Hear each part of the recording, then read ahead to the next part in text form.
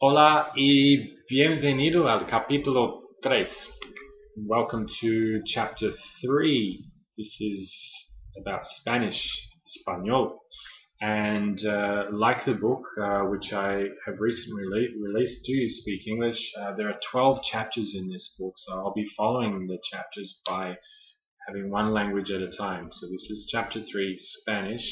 For those of you who are new to the language, and if you're looking at some easy steps to motivate yourself to learn Spanish, I have 12 steps here for you. Starting with the first one, el primer paso, step 1, donde se habla español, where is Spanish spoken?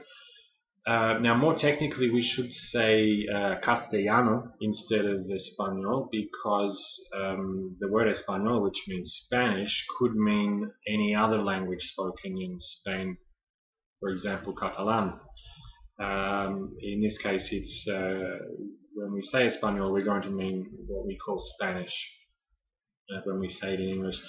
Okay, so where is it spoken? Obviously in Spain, but by more people in Latin America, especially Mexico, and all the way down to Chile and Argentina. And not forgetting a very tiny little country in Africa called Equatorial Guinea, which is the only African country that speaks Spanish. And let's not forget the United States, where millions of people speak Spanish. So in all, it's a very important language, which is worth studying. Okay. El segundo paso, the second step, is una ciudad, a city. Now what I've done is I've chosen a city where the language is spoken. Typically I've chosen Madrid in my blog, and you'll see all of the steps that I've used. Be creative and choose a different place. It doesn't have to be in Spain. It could be in Argentina. It could be in Mexico and Peru. It's up to you. And get onto YouTube and have a look at the city. Take a look around. It'll help you to get a feel for the place where it is spoken. So that's the second step. El tercer paso is un mercado. What I've done is I've chosen a market in the city that I've chosen. So a market in Madrid. This is a great way to have a look around and see some of the signs, recording some of the images up here to help us to improve our vocabulary. So a very important step here. Without even hearing the language spoken, it's all being recorded as we see it.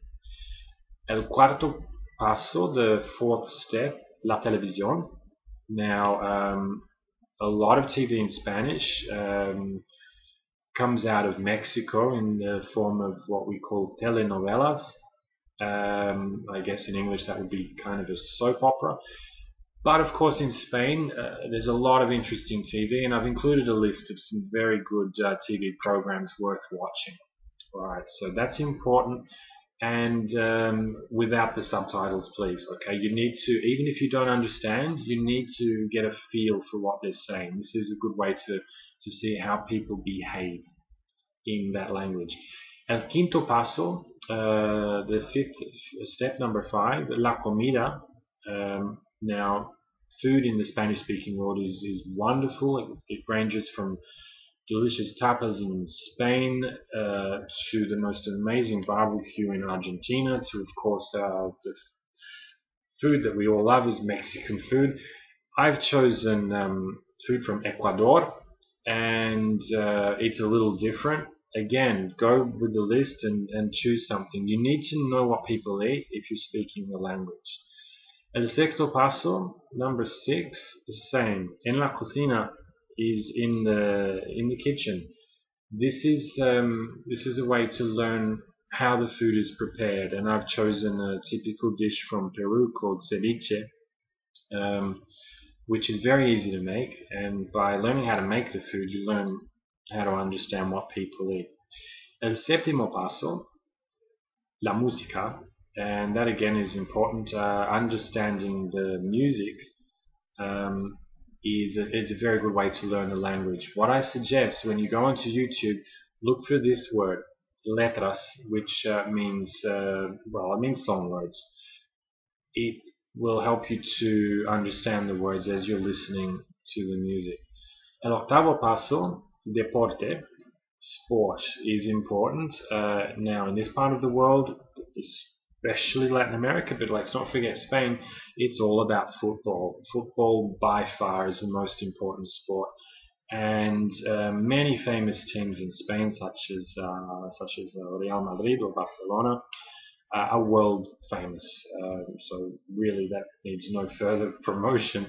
El noveno paso, las películas. Movies in Spanish are very interesting, from a lot of really funny movies out of Spain to some really dark movies out of Argentina.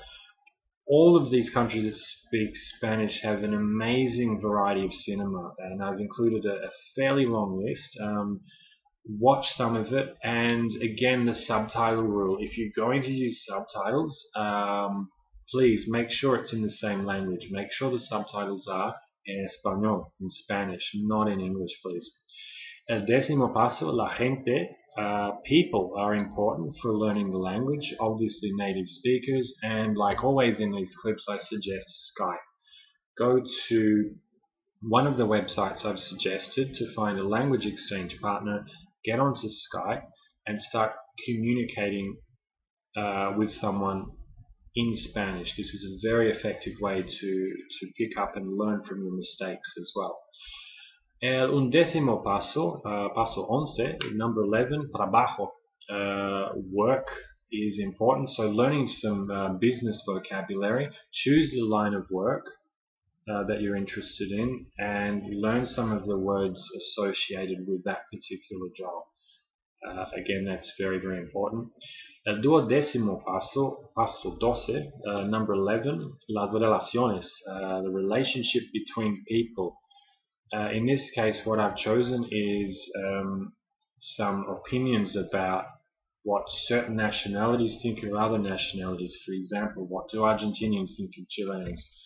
This is important to know how people interact within that same language group. Okay. Entonces, por favor, deje un mensaje, un comentario en inglés o en español. Please remember, this is about getting in touch with the language, not about becoming extremely fluent in the language. Okay, so buena suerte, good luck with the language. I look forward to hearing the feedback. The next clip will be in Italian, so I look forward to seeing you soon. Muchas gracias y hasta luego.